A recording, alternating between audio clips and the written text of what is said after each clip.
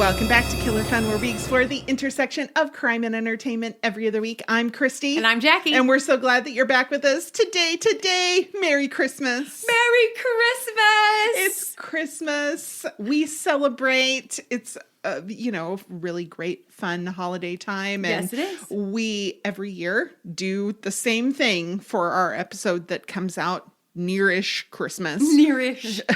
As if near wasn't ish enough. Yeah. But near-ish. I mean, theoretically, it could be, on Christmas. On Christmas or almost 2 weeks away from true. Christmas. Yeah. Or actually really nearly a week. Because it could come out on Christmas. It could come out up to a week before or after. Right. Yeah. Yeah.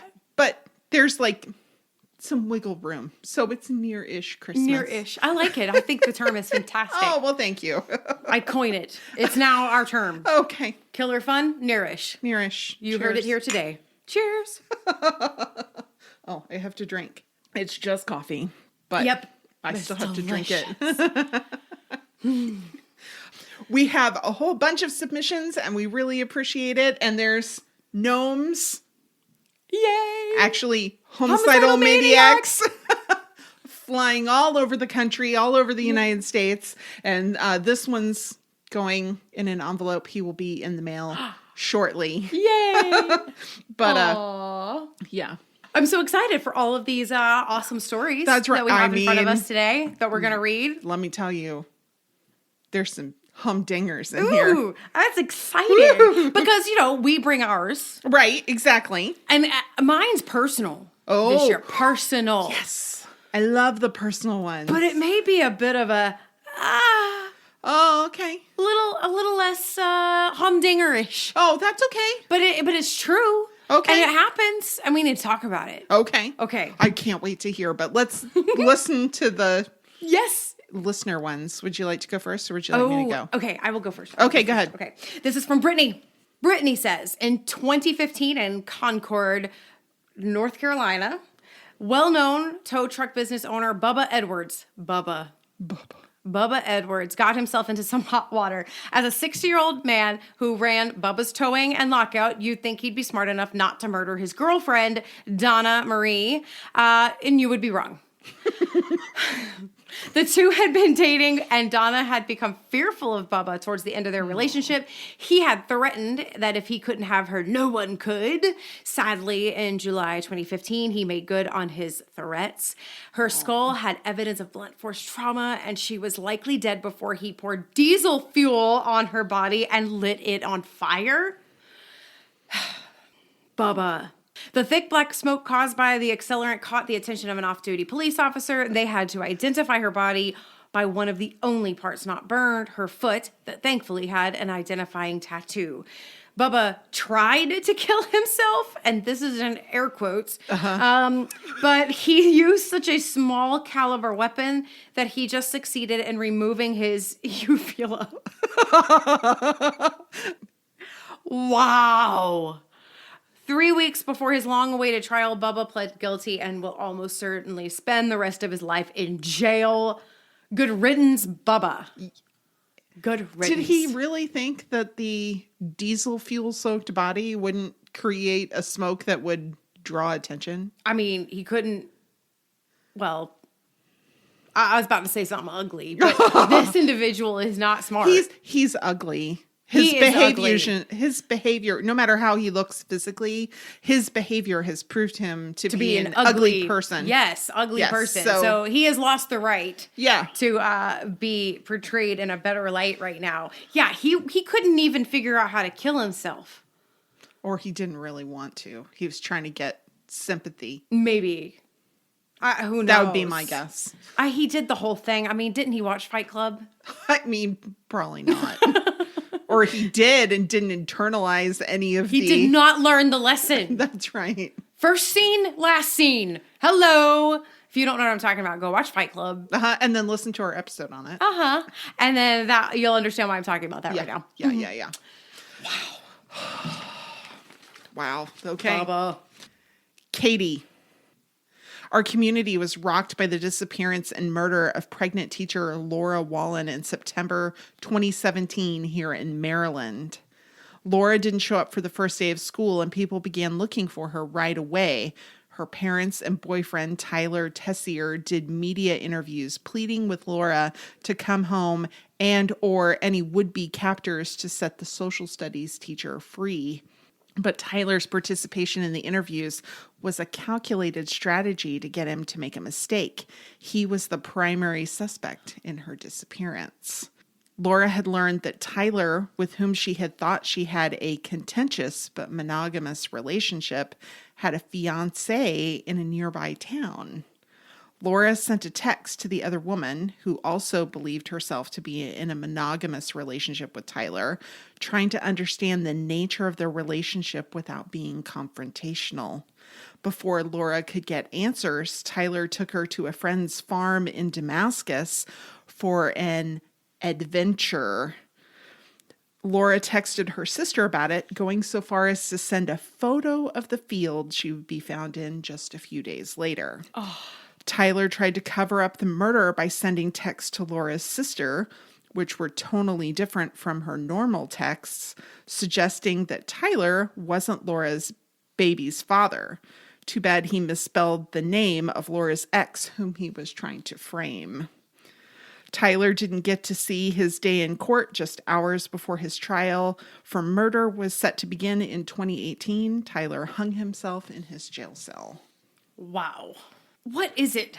What? Why? Why? Why? I mean, surely he must have been thinking he could have his cake and eat it too, so to speak. Just why murder? I don't know. Why not just break up? Why not just break up?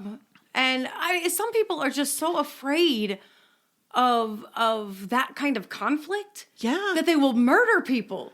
I mean, I don't understand. And he didn't just murder a girlfriend. He murdered his unborn child. I mean, it's insane. And what's awful is, he didn't do anything illegal. No. I mean, it's terrible. It's morally wrong. And yeah. I am not happy with that guy. But he didn't try to marry them. And he wasn't swindling money. Yeah. He just was two-timing them, which is awful, but not illegal. They would have had a blowout fight. The only legal stuff would have been the child, which I am sure at that point, mom would have been like, I got this. I'm all set. Yeah. Thank you. Laura would have been like, no, that's okay. Really? I'm good. Really? Just, no. Yeah. Yeah. Please. Throw a little money at this situation and stay away. Really? You had to go and murder someone? That seems like a big leap, doesn't it? It does. It seems like a far extreme to go because you're ashamed of your behavior. Yes. It just feels like a big leap. Yeah. Ugh. Yeah, that's Okay. a shame. Anyway, what's next? Okay. Wow. Here we go. Becky. This happened, she says, my sophomore year of high school in Pennsylvania. Barbara was a few years younger than me and older than my younger sister, so I didn't know her, she says, but I remember when she went missing. It's a small town. 13-year-old Barbara Barnes was a quiet, helpful girl who was no stranger to tragedy. In 1989, her father, Gary, was murdered. Aww. In December 1995, Barbara missed a day of school and was reported missing at 3 p.m. when she didn't return home on schedule. Aww. Months of vigils and leads that went nowhere eventually ended when her body was found in late February 1996. A man from Florida... Oh, how many sentences start with that? A man from Florida man. Florida man who had been arrested in an unrelated child abduction case was in the area around the time that Barbara went missing, but apparently nothing came of that. Barbara's body was found near her uncle's farm, but not on the property. Mm-hmm. Some suspect Uncle Louis. Others suspect a former friend of Barbara's father named James Montgomery. He owned a van similar to the one near the family home in the weeks before Barbara's disappearance. Oh. Despite several suspects, Barbara's abduction and murder remain unsolved. Oh, that's super sad. Isn't that sad? Oh, and she went missing before Christmas. Mm-hmm. And then, here they are, over Christmas, hoping for a miracle. And then... Right after Christmas. And then, oh... Isn't that awful? That's awful. Poor child. Oh, man. This one's from Julie. When I was in middle school, a girl from out of town named Bridget Drobny was attending a local wedding. 3 men used fake police lights to pull her over, and her body was found later. Bridget wanted to stay at the family wedding in Gillespie, Illinois in July 1985. She took her father back to a relative's home and was to return to the wedding reception to spend more time with her cousins. She never made it back to the wedding as Daniel Hines, Michael Turner, and Robert Turner impersonated police with fake police lights, quote unquote, arrested her and took her to a cornfield where they sexually assaulted and stabbed her to death. The men were turned in by Michael's sister after he confessed to her. Daniel was sentenced to life in prison without the possibility of parole. Robert got the death sentence that has since been abolished in Illinois, so it's been commuted to life without the possibility of parole. And Michael made a plea deal and testified against both Daniel and Robert and therefore served just 5 years. The family successfully sued the maker of the light because it looked too much like official police equipment and tricked Bridget into pulling over for her perpetrators. Oh, aww. That's so sad. Yeah, there's some pretty strict stipulations around that kind of stuff now, like in 1986, right? Yeah, 1985. Yeah. That was a little less regulated at that point. It's kind of like the toy guns have to have the orange. Yeah. You know, they have to be brightly colored and have the orange end on them now. And so that they're, right, you know, not able to be mistaken. Although they still are. Well, I mean, how hard is it to paint over the orange? Or, oh, yeah. Oh, yeah. I mean, or if it you're falls off, trying this to little plastic cap on the end, it comes off. Yeah, exactly. I mean, it just falls off after a while. Right. You know, Ugh. That's so sad. You know, it's interesting with cell phones now. You know, if it's dark and it's late and you are alone and you are being pulled over, it's not frowned upon to call 911 and continue driving until they have verified that somebody is pulling you over. Right. That's amazing, right? And in that case, the officer who's pulling you over, if they have to confirm it, they can't they're not supposed to hold you extra accountable for having waited. Right. And you can drive until a lighted area. Right. You don't have to pull over in a ditch in a side of the road or something like that. Nor should you. You should go to a gas station if that's all that's available. Ideally, a police station or a fire station if that's nearby. Yeah. Of course, she is from out of town. She might not have known. No, she would have had to keep just driving until it was something more populated. And then, you know, she can, and to do that, put on your flashers. Yeah. Let the officer know. I've seen you. Yeah, I've seen you. I'm not running from you. I'm not running from you. Go slow. But I'm going to wait. In fact, you can kind of do out the window, do your arm out the window and say, smart. I'm going. I'm not going to stop here. No. It's a shame that kids like Bridget have to die before we can make these kinds of rules that are acceptable. I know. It's so sad. She was just sad. A good person. Just trying to do the right thing. Yeah. Just a kid. Just a kid. Who wanted to spend time with her cousins. Oh. I know. That's sad. It is sad. Ugh, those boys. All right, this one's from Megan. My hometown, well, I'm going to say my hometown crime would be probably our mall shooting, she says. Ooh. West Roads mall shooting in Omaha, Nebraska on December 5th, 2007. I kind of remember that. Okay. On the news. A local teen shot and killed 8 people and wounded 4 more, then shot and killed himself. Oh. Robert Hawkins was 19 at the time of the shooting and had shown violent tendencies from an early age, had a tendency toward illegal behavior and with regards to alcohol, and multiple mental health issues that had resulted in hospitalization after threatening to kill his stepmother. Oh. He became a ward of the state due to his mental illness, but long-term and extensive treatment, probably also expensive, but did not significantly impact his behavior. After a breakup and a job loss, Robert indicated in a suicide note that he no longer wanted to be a burden and looked forward to the notoriety that this method of suicide would bring. Oh. My mom was in the mall when it happened, Megan says. She should have been right where it happened. She had gone to the mall specifically to go to the section of the department store where it occurred. But by some divine intervention, she stopped at a different store first. Wow. Ooh, that's close to Wow, home. that is scary. It's scary because I mean, you just are gonna go to some place.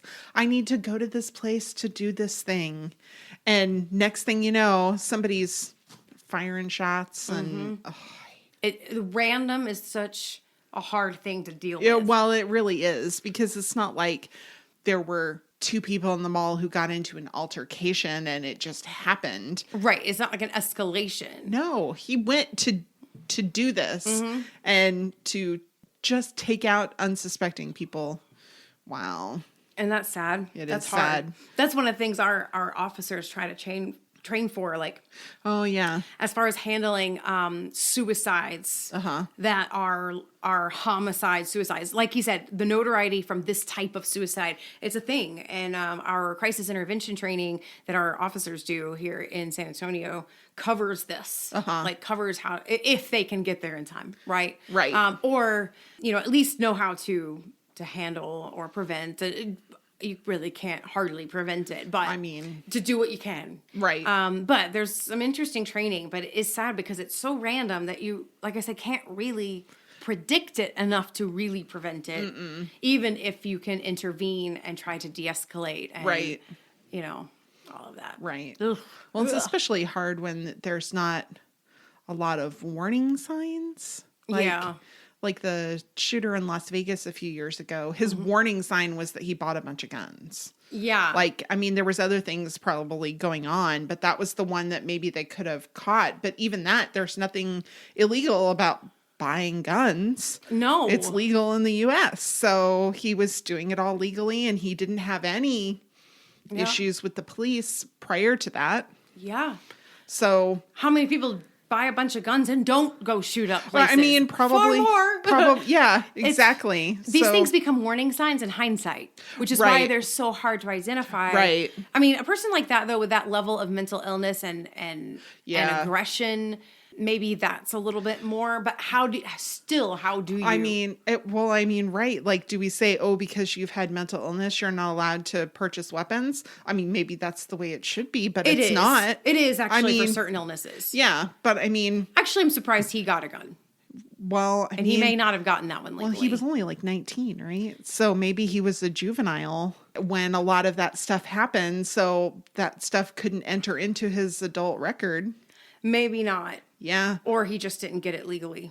Or he didn't get it legally. I mean, possible. It's possible. I mean, family guns, things of that sort. You never know. It's rough. Oh. All right. This one is from Susan. The podcast Your Own Backyard covered the case of Kristen Smart, but I think it was taken down by the creator, Chris Lambert, due to his testifying at pretrial last month. The podcast was instrumental big time in prosecuting this case. He put together a definitive analysis and got much much additional information from sources. They just finished the prelim and it's held over for trial now, thank God. Kristen went missing after a party at the end of her freshman year in May of 1996 at California Polytechnic State University.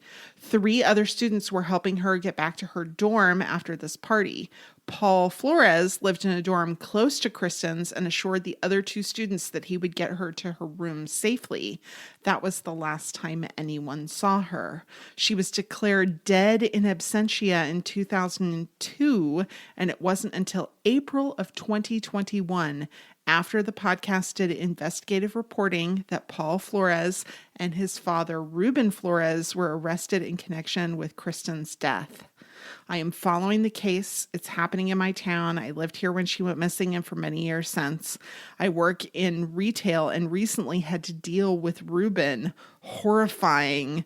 I'm so grateful that the podcast helped bring attention back to the case. Whoa. Wow. She had to help a possible, at least accessory to murder. Wow. I mean, you have to just... Yeah, put on a smile and do it. Don't you always wonder, though? I mean, when I'm out in public sometimes, I always wonder, like, am I in the presence of a murderer? Yeah, you never know. What has somebody done in this grocery store that I'm in, because that's mostly where I go. Let's be honest.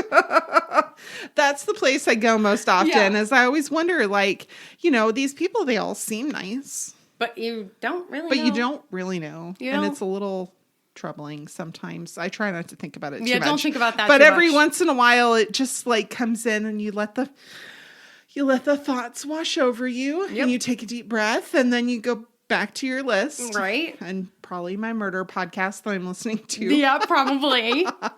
Probably, which may be part of why you're wondering who's a murderer. Well, exactly. Or a murderer, child molester, Grand Theft Auto, who's covered up some kind of crime. Or you watch things like Ozark. Like, who's laundering money here? Who is that? Who is laundering money here? Somebody. Yeah. Somebody. There's probably somebody. Okay, from Tanya. The 1989 disappearance and unsolved murder of 10-year-old Amy Mihailovic happened the town nearby me in Bay Village, Ohio. Amy had received a phone call from an unknown male asserting to work with her mother. Red flags. He claimed to need the girl's assistance to pick out a gift for her mother as a congratulations on a recent promotion. Amy went missing late October 1989, and her body was found some 50 miles away in early February 1990. 16 years later, it was revealed that several girls of about the same age in the area had received calls from unknown men with similar requests for help in the weeks leading up to Amy's disappearance. Wow. In February 2021, it was announced that a person of interest had finally been identified by police. They believed the assailant is now 64 years old. His girlfriend that he lived with in 89 said he did not return home the night of the abduction. This was an unusual situation. However, he did call her that evening about 10 p.m. and asked if a story about the abduction had run on the evening news. Wow. I believe that they have it right. The unidentified man has spoken with police and has had a polygraph gone wrong. Deception indicated. But the case remains unsolved. Ooh. Wow. That's weird. That is weird. Huh.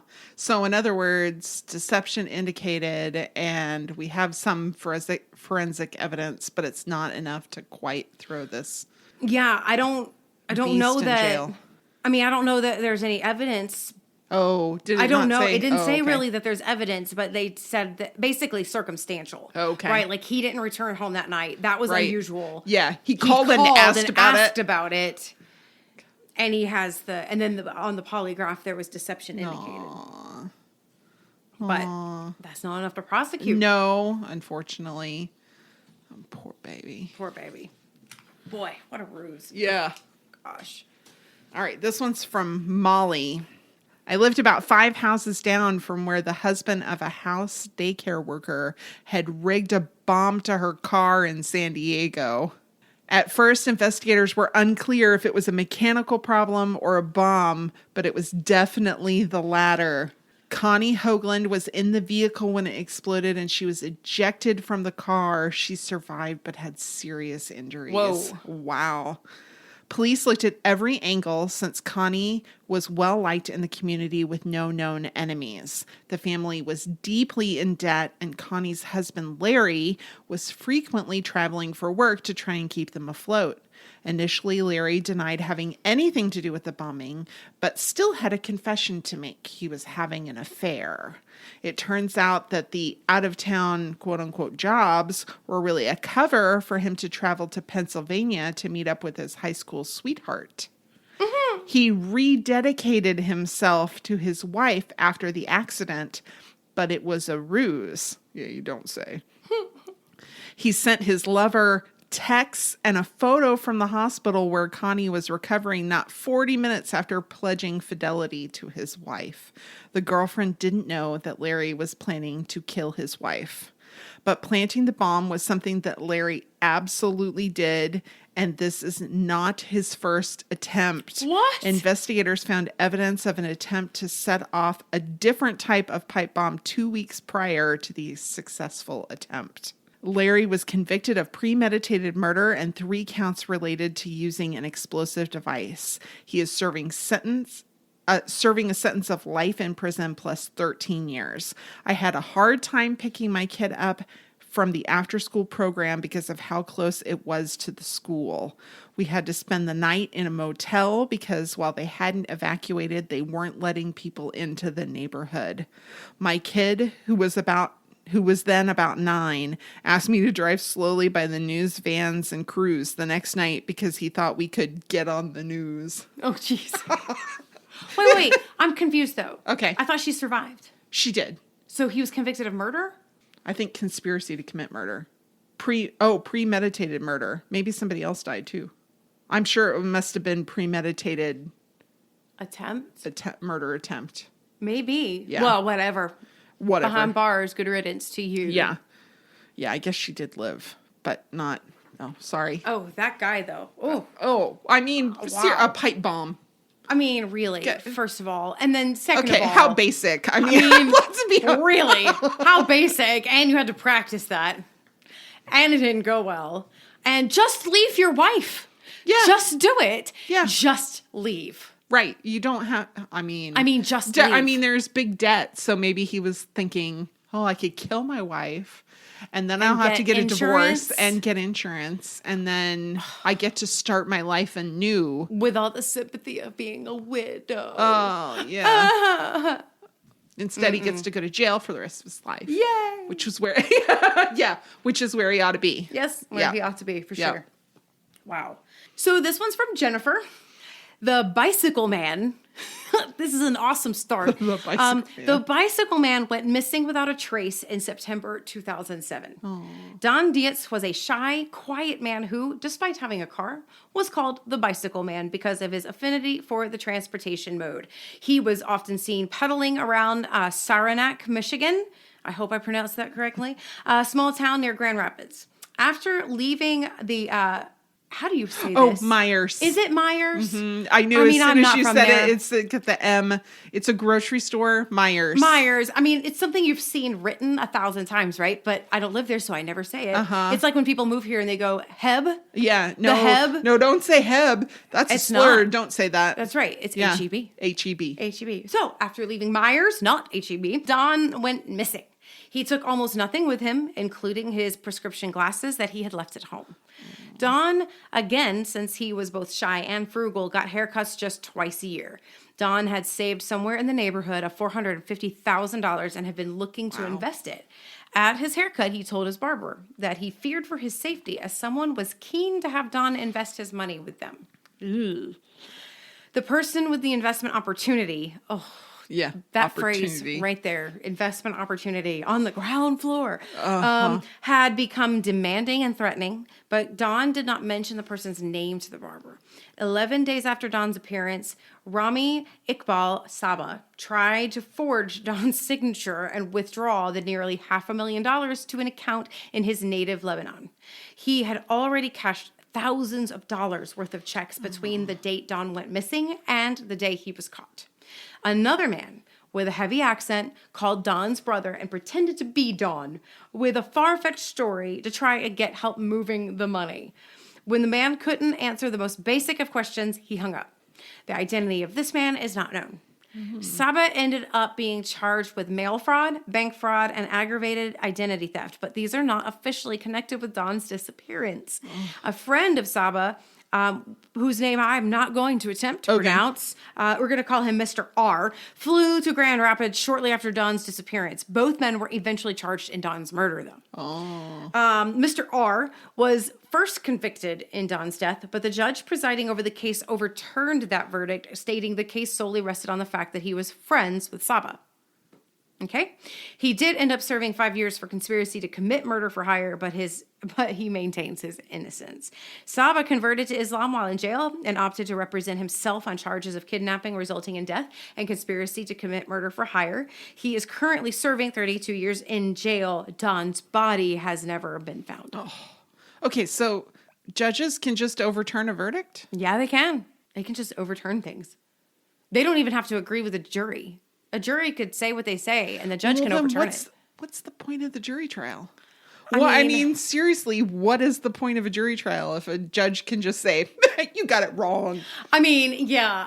And they're not supposed to just flippantly say that. They have to have some sort of judicial grounds. reason, some grounds. And obviously his thing, was that the jury found him guilty on a bias, not on evidence. And so he overturned it, obviously. But yeah, they can just do that, though. Aww. It's a check and balance. Yeah. Because the jury can just decide that they don't like someone. Yeah. And then, and the dynamic of groups. Mm-hmm. The problem is it's not 12 people who they'll go individually and then, think about it. Right. And then vote. Right. They go together to discuss, which means there's power dynamics, there's conformity dynamics, there's, all kinds of things where people feel pressured. Somebody's holding out until they realize they're the last ones and they're keeping everybody from their family or from lunch. And then they just change their mind because in the grand scheme of things, it was like, just fine, let it go. Yeah. I mean, in some ways, it's a very, so I'm glad a judge is there for that, but they can just do that. Oh, and you get a feel for that poor guy. He was shy and a loner, Was he like maybe an autistic person that's undiagnosed? And maybe he was a little on the spectrum. Maybe. Yeah, and not able to discern that maybe he shouldn't have told this person he had nearly $500,000. Yeah. I mean, it's interesting. How did Saba target Don, except that maybe Don was looking? Maybe. And then Saba was looking for people who are looking. Yeah. Which is hard because he was trying to do the right thing with the money. Right, exactly. I mean, this is why places like Merrill Lynch exist. Yes. If you want to invest, go somewhere. Maybe go to licensed professionals. Yes. Don't just mention at a bar to somebody. No. And don't. If they say investment opportunity, run. Yeah. Run. Yeah. Unless they have called you, scheduled a meeting, and they have a proposal, and there's 5 people giving you the most boring PowerPoint presentation you've ever seen, and it backed by a proposal in which you go and call references, and there are other investors, and in that case, you're going to have those professionals there anyways. Run. Yeah. That's fair. Aww. Whew. All right. So this next one, it is a personal story. Okay. And not for me, but for the person. So I went ahead and wrote the... Okay. Yeah, because I didn't want to ask this person. They very kindly shared, hey, here's what you need to look up to tell my story. Oh. But I'm not going to ask this. You'll see why. Okay. I'm not going to ask this person to write it out and relive it. Okay. Let's hear it, though. It's Jane's story. When Jane was a teen, she dated a much older man, William Chappell. She was almost 16 and he was in his mid-40s.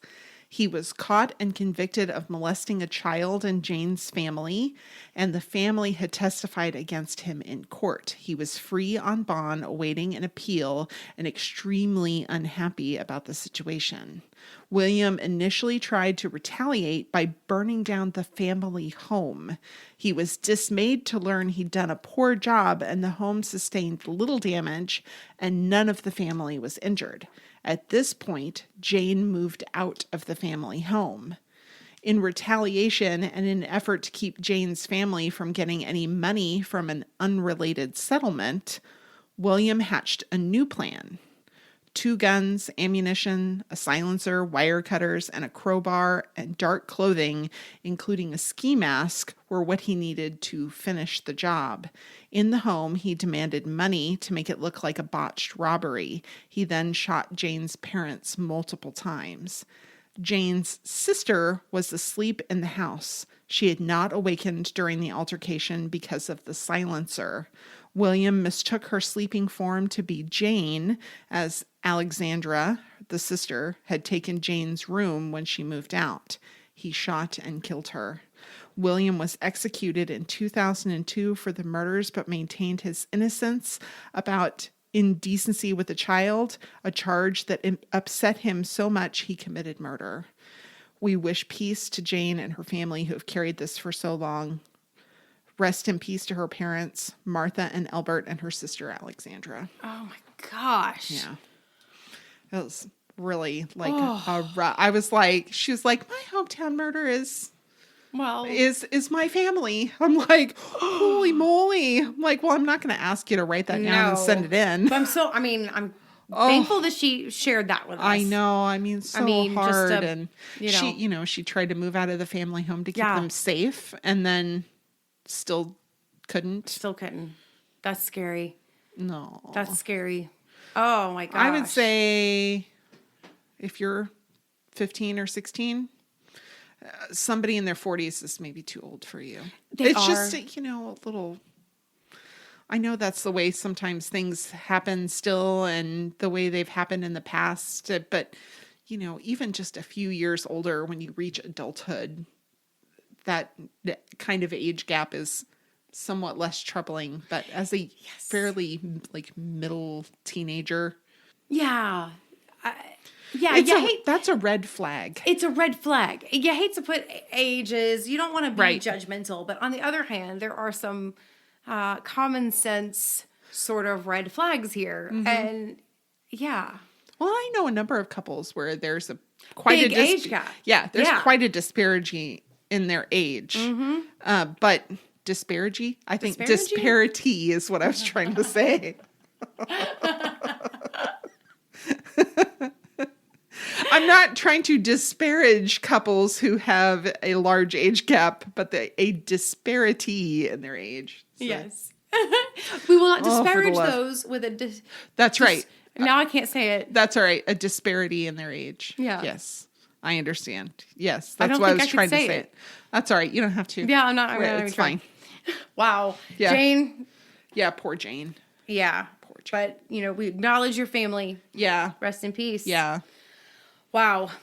This one's from Robbie.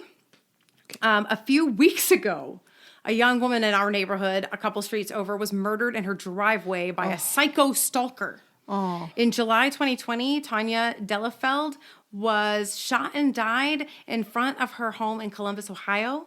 Kevin Arnold, a friend of Tanya's father, was the shooter. It's unclear if Tanya and Kevin ever had any kind of romantic relationship, but it does seem that Kevin had feelings that went unreciprocated.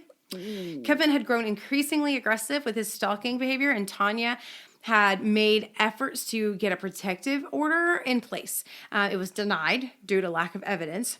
So sad that Tanya didn't get the help she needed. Yeah. Wow.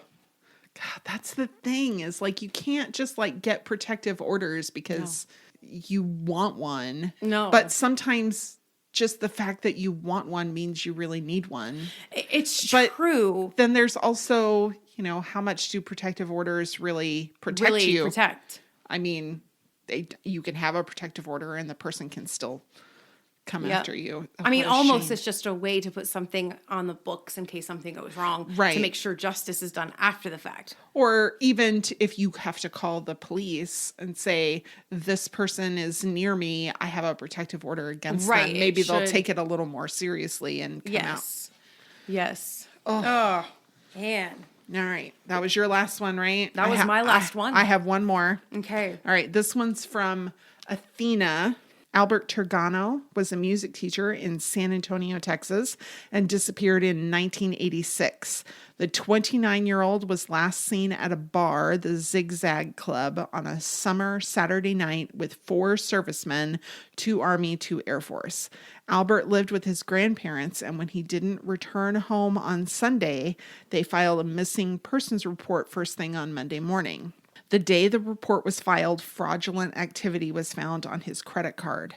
A week later, Albert's car was located with stolen license plates on it. Oh. A month to the day after the missing persons report was filed, skeletal remains were found in a field, and the skull was missing. Without the aid of dental records, it took investigators almost a year to identify the remains as those of Albert. The cold case squad still have this investigation open and have some DNA evidence along with suspects in the case. Hope remains that it will see a resolution. Wow. Yeah. Wow. Isn't that amazing how things have changed, where the evidence that we can collect now it's just so much more robust than the evidence we could collect then. Mm-hmm. And it's getting better all the time. Yeah. So things even 5 or 10 years ago that they could collect but not test can be tested now. Yes. So we can do things like familial DNA. Right. And be able to say, okay, well, we know it's not, we don't know who it is, but we can pin it down to it's a person in this family. Right. It's just amazing what we can do. And I'm glad they collected the evidence that they collected. Right. It is, but what happened to his head? Who knows? That takes some forethought to say, you know what, dental records are going to be the way they can identify this person. Yeah, it definitely sounds like an intentional situation there. Oh, Man, that's a mystery. yeah. Ooh. Well, we both have our own hometown crime stories that we want to share with you, but we're going to take a real quick break and then we will do that. All of the sources that we use to inform our discussion here on Killer Fun Podcast can be found on our social media. Join us on Facebook at Killer Fun Podcast, exploring the intersection of crime and entertainment. You can find us on Twitter at Killer Fun Pod, or you can send us an email at killerfunpodcast@gmail.com, and I'd be happy to share a link to whatever information you're looking for. We love to hear from you. You might learn a little something too. All right, so my hometown crime, Miss Helen was kidnapped, removed from her home, mildly suffocated, put in an uncomfortable position before being transported to a secondary location. We know how dangerous a secondary location can be. Yes, never let them take you. I should probably mention that Miss Helen's a shark. Sorry, a what? A shark, not like a card shark or really good at plans. She was a horn shark at the San Antonio Aquarium. Like a literal shark? Like a literal shark. Somebody kidnapped a shark? Who does that? Yeah, I'll tell you. Okay, yes, please tell me. What? In July 2018, Anthony... Wait, this was recent? Like recent. Oh, Like Lord. I remember this being on the news. How did I miss this? I don't know. Okay, well, all right. It wasn't in the news for very long, but I just happened to see it. In July of 2018, Anthony Shannon, his wife, and a neighbor/friend went to the local aquarium for what looked like a family fun outing. They wandered the exhibits with a stroller and spent a long time at the touch tank. An employee supervising the tank became distracted with other guests, and this was the time that they chose to make their move. Anthony pulled out a net hidden in the stroller and scooped Miss Helen out of her tank. He wrapped her in a blanket, popped her in the stroller, and the group headed for behind the scenes area of the aquarium. But how did they know where to go in the employee only area? Anthony had posed as an employee a month before of Instant Ocean, and that's a company that provides supplies for saltwater tanks for both consumers and commercial facilities. Anthony claimed that there had been some contaminated salt sent out to commercial clients. Employees had not seen any adverse effects of the salt or other chemicals, but out of an abundance of caution, they spent hours showing Anthony around and allowing him to collect samples for testing. It was very thorough casing. So you'd think after all that time behind the scenes that the group would have been really careful, right? But after they placed Miss Helen in the stroller, they needed to get her in water. Yeah. Yeah. Horn sharks can recover even if they've been out of water for up to 15 minutes. They're really robust little creatures. But they needed more time than that to transport it. So they found a bucket of bleach solution and bizarrely poured it into the filtration system of the aquarium rather than down a drain or just even on the floor. And this could have killed hundreds of animals at the facility. But when you need a bucket for your stolen shark, you need a bucket. He thought so much ahead. He didn't plan for this part of it. I mean, for real. Thankfully, it wasn't long before employees thought something was amiss, and they were able to treat the water with chemicals and restore the water quality before any animals were injured. So, thankfully, he didn't kill hundreds of animals. With Miss Helen in a bucket in the stroller, the trio hurried out, and they were not especially discreet, and their deceit was noticed almost immediately. An aquarium manager caught up with them in the parking lot and requested to inspect their stroller and their truck, and they refused, but didn't seem to have covered all of their bases during reconnaissance. Not only had they not thought to bring a bucket, but the shark napping and the license plate of the vehicle were caught on security cameras. So employees checked the surveillance cameras to ensure that the theft that they suspected had happened had actually happened. Mm-hmm. And they provided this information to the local police right away. They had a little bit of a hard time getting the police to believe them because it was the beginning of the Discovery Channel Shark Week. And they thought it was a hoax. But the following day, footage was released to the press and the tips just poured right in. The truck was located about 36-ish hours after the heist, and it belonged to Anthony's friend and neighbor, who quickly gave a written confession pointing to Anthony as the ringleader. As the police staked out Anthony's home and were in the process of obtaining a warrant, Anthony invited police into the home to have a look around. They quickly found Miss Helen, but Anthony provided a sales receipt of a similar animal that was very obviously doctored. Anthony ended up confessing, and Miss Helen was rescued from the giant saltwater tank with numerous other animals in it in Anthony's garage. Anthony evidently didn't want to sell Miss Helen, but was an avid collector of sea life and was looking to replace a similar shark that had died. Anthony told a television station, if you're in San Antonio, you'll recognize the CBS affiliate Ken's, that he was an activist, not a criminal. And he claims that posing as an Instant Ocean employee was to check the conditions of the creatures and not a reconnaissance mission. Well, that might be obvious. I mean, that actually seems more plausible, because had he done anything like case it, he would have realized. Yes, but then he poured a bleach solution into the filtration system. Did he not realize that it was that filtration system? Did he think it was something else? I don't know. Or did he just know they could correct it? Maybe. And that would tie them up? Maybe. Because if he has a giant saltwater tank like that, then he's got to know that. Well, and he wasn't entirely wrong, because just 4 months after the heist, the aquarium was temporarily shut down due to violations during a safety inspection. Okay, see. Which I remember that. I remember that. Yeah. I remember that. Yeah, there were improperly stored propane tanks, space heaters in poorly ventilated areas, non-compliant electrical wiring, and a whole bunch more. But they rectified these infractions pretty quickly, and the aquarium's still open. Yeah. Which, by the way, it's in a former car dealership. Yeah, it's a very awkward place. Yeah, I bought a car from that car dealership. Before I listened. That's long funny. before it was an aquarium. That's funny. Mm-hmm. It's a very tiny little aquarium. Yeah, I can imagine, because I remember what that place looked like. Yeah. In fact, I think I set up an event out there when I worked my first job out of college too. We did some events for car dealerships. Yeah. And I'm pretty sure that I also went and did balloon arches or something. Yeah.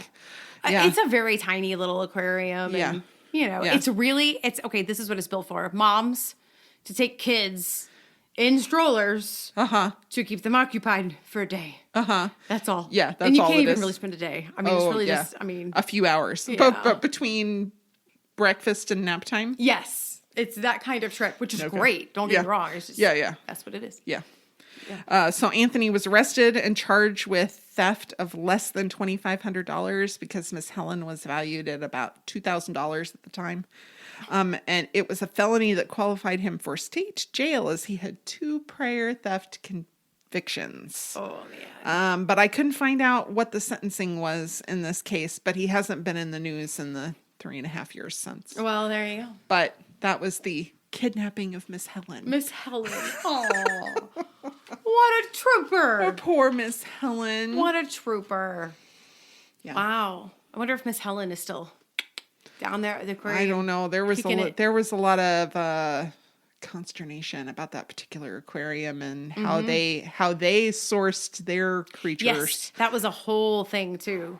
Yeah. So, maybe Anthony wasn't entirely wrong, but don't just steal the It doesn't shark. justify it. No, it doesn't. It doesn't justify it. No. It can be, their behavior can be wrong, and your behavior to fix it, I don't know, can also be really wrong. Don't do it. Two wrongs don't make a right. That's right. That's right. That's why it's a cliche, because it's true. Because it's true.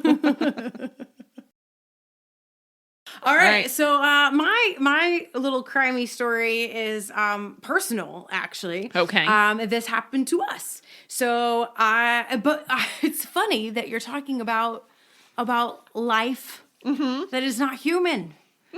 Because, my story is about life that's not human also. Oh, yay! Isn't that weird? Oh, we Okay, must have that's been on the funny. same wavelength. We were. So we lived in Weymouth, Massachusetts. Okay.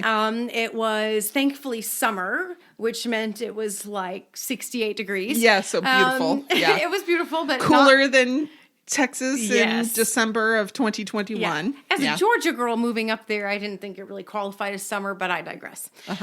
But we lived in a little house that was like right off a pretty main, not right off a pretty main street, but like a one street over. So like a block from really main busy street. So lots of businesses and whatever. And then, the neighborhood was kind of going back behind that area. Okay. And that's where our house was. And we didn't have a fenced in yard. Okay? Oh. But we had a large deck in the back. And so I had been upstairs taking a shower, and my dog, a Siberian Husky named Angel, was outside on the lead. Okay. Now, when I say lead, I mean like it's a dog lead. This thing is like, you can't, Oh. I mean, it's a dog lead. Yeah, it's not wire. It's not fragile enough that it can be chewed through. Oh, no. Yeah, you can't chew through this mess. Right. Like, it's like, And even Angel was not a huge escapist, but she is a Siberian Husky, so... Yeah, she had a little Houdini in her. A little Houdini, but, she couldn't get off this lead, Anyway, so she's in the back chilling, I'm upstairs, and then I go out into the back after my shower to bring her in, and I have a heart attack. There's a lead, and it's literally snipped. No. It's snipped right in the middle. Like wire cutter, bolt cutter kind of snipped. And Angel's nowhere. Oh, of course not. Angel's nowhere. And I'm like... Because it didn't just break. It didn't break. Somebody snipped it. Somebody snipped it. They didn't snip it just to, let your dog go. No, they didn't. So I panicked. I decided I'm gonna go look for my dog. So I'm walking around. I talk to the crossing guard.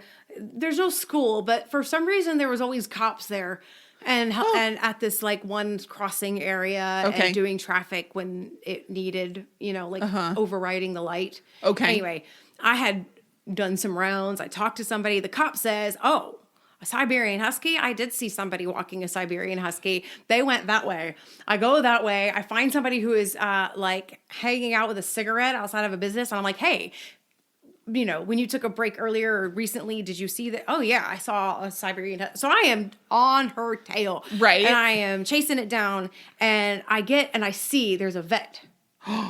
There's a veterinary clinic. And I was like, So I go and I walk in, and I'm like, "Hi, have you?" And I turn, and there's my dog in a cage. And I was like, "Angel," and she has a little tag that says Angel. And she's all, happy. Yeah. Because let me tell you something. Obviously, this dog loves you. Oh, yeah, and is happy loves to me. see you. But also, Siberian Huskies really don't have any loyalty. They're happy to see everyone. They will leave with you. This is hence thing. the dog left with whomever. Yeah. I mean, without putting up a fight, there's no barking. It's just like, "Oh, yay, you are my family now. Yay." Siberian Huskies are lovely and they're beautiful, but they don't really love you more. Oh, Okay. But they might love you uniquely. Like, you could tell that was my dog. Right. Right? Like, that there was an expectancy there, not just oh, hi. Hello. Hello. Yeah.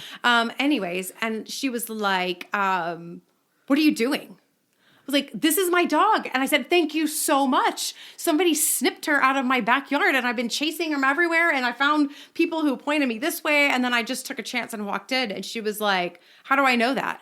Where's the leash? And I said, I ran out of the door, and it's just like, well. What about snip the lead is confusing here. Right. Like, well, I don't see a leash and I don't know. She doesn't have an identifier. Now, to be fair, I had not gotten her a new tag. Okay. Because we had just moved. Oh, okay. Not too long before that. Right. We had moved over winter, and then this was just the beginning of summer, getting settled in a place. Right, yeah. We hadn't really even found a new vet yet, hardly. Okay. I mean, it was like, chaos. And it wasn't Amazon days. You couldn't just order that mess and have it show up to your house, exactly. right? You had to go and do it. You had to go to PetSmart and have somebody do the engraving. Yes, like the whole thing. But she had her rabies tag. She had her address from Georgia and her name. And I was like, yeah, it says it's from Georgia right now. She would not let me have this dog.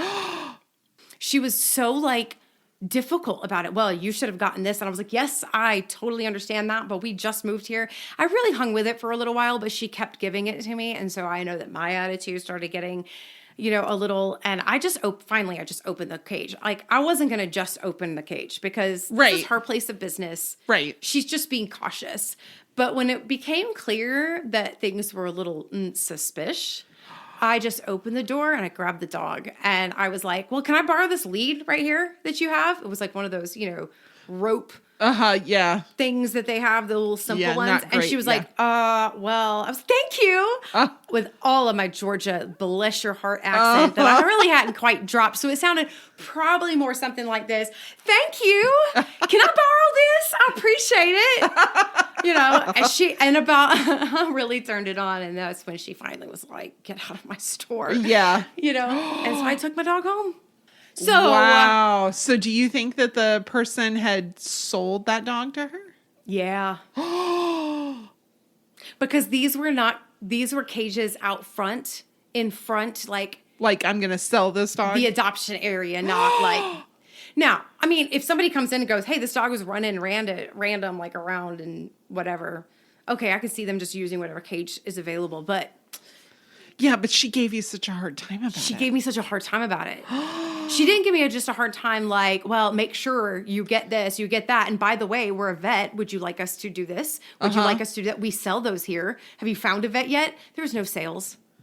There was no oh, you just moved?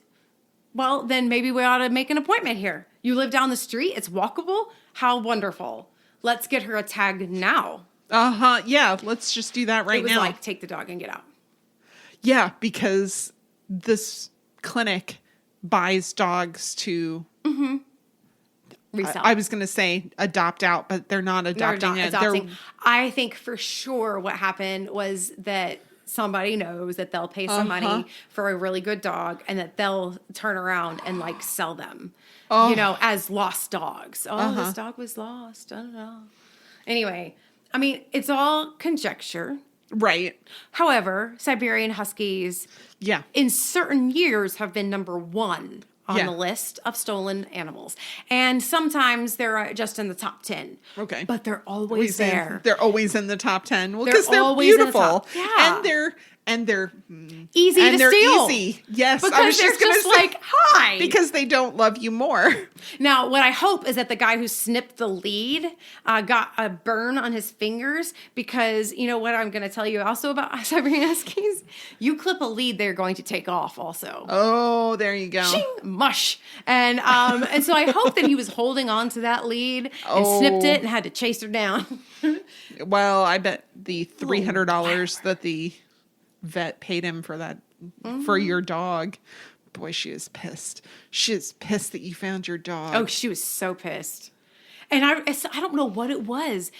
she was giving me a hard time, and something she said, and I don't even remember, just changed my whole attitude. Yeah, there was no, this is a misunderstanding. Yeah. This is you buy quote unquote lost dogs, but you know they've just been stolen out of somebody's backyard. Yep.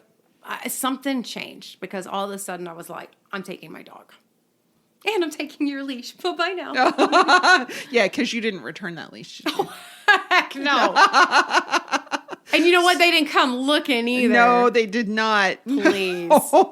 So she was out $300 plus $6.95 for that Yeah, crappy right. leash. Maybe 50 cents. Some crappy piece of... I mean, Yeah, I think I threw it in the trash when I got home. I was of like, course. that old nylon choker leash that they just used to transport from like owner to grooming table or exam room. Right. Yes. Yeah. Terrible. Right. So, yeah, but we got her back and she was fine. And, you know, You Angel had her forever. no trauma at all because it was just a great adventure. Daggum dog. Aww. So that's my little crimey story. Yeah. Somebody stole my dog. That's a good one. Ooh, personal. I local. wanted to go see if there was some underground crime syndicate of like Siberian Huskies. There's not. People just are mean. Okay. Well, I appreciate the effort that you went to, because I know how you are. You're like me, where you're like, surely if I just dig a little deeper, I can find this. Keep going. But there was like literally no information about any sort of black market dog rings in Boston or anywhere else. It was just nothing came up. Like it was just like, yeah, people are mean. They steal dogs. Yeah. Here's how to protect your dog. Well, that's fair. That's probably good information to have, but less exciting than a crime dog theft syndicate. Yeah. I'm a little sad that there's not one, but also glad that there's not one. Boy, there's a lot of conflicting emotions. We are confused individuals. That's true. All right. Well, Merry Christmas. Happy holidays. Thank you so much for listening. We're going to be off for a few episodes, but don't worry. I will have fresh content for you. I will pull together all of the things that got cut out of previous episodes so that you can hear some of those fun conversations that for whatever reason just didn't make it into our actual full-on episodes. And, you know, tell a friend because it's way more fun when you can listen with a friend. Yes, rate, review, subscribe, and share. That's right. All of those things. Please do it. And until next time, be safe, be kind, and wash your hands. Bum, bum, bum. Da, da, da, da.